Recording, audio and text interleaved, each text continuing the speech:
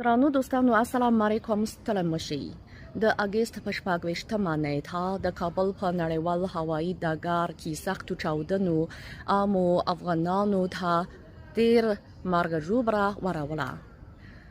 د افغانستان په دننه او بهر کې بېلابېلو خواوو د دغو ترخنیزو چاودنو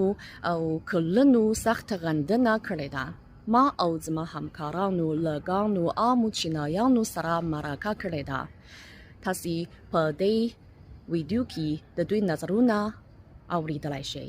这些天，阿富汗的形势一直牵动着我们中国人民的心，尤其是近期卡布尔国际机场爆炸的这个事件呢，更是在各大社交媒体平台上获得了非常高的关注度和讨论度。我也和众多网友一样，对阿富汗人民表示声援，对这次恐袭事件表示强烈的谴责。希望阿富汗在这么多年的战争和动乱之后，能够早日结束反恐斗争，阿富汗人民能够最终迎来和平和安宁。这两天看到阿富汗喀布尔机场发生爆炸案，死伤了非常多的人，包括特别多的平民。阿富汗的局势本来已经出现了一些和平的迹象，但现在又发生这样的事，感到十分的震惊、难过，强烈谴责任何恐怖主义行为，希望阿富汗的人民早日恢复和平。看了阿富汗那个局势爆炸以后，现在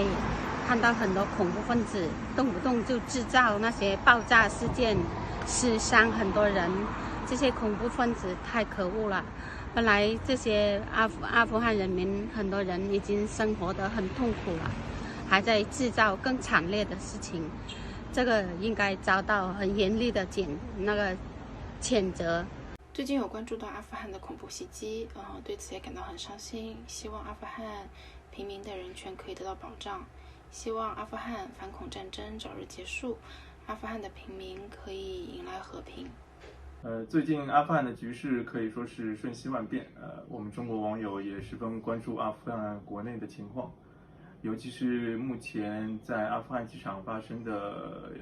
恐怖袭击事件，造成了大量的平民的伤亡，我们也表示十分的愤慨和谴责。